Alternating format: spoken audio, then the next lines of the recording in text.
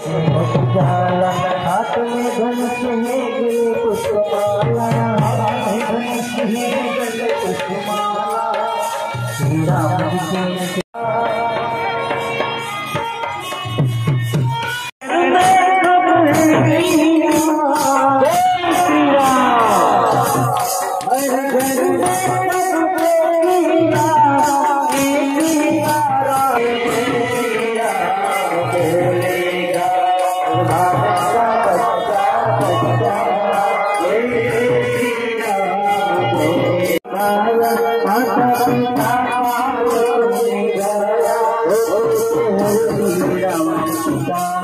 रावण को मारा लंका को सीता, रावण को मारा लंका को सीता।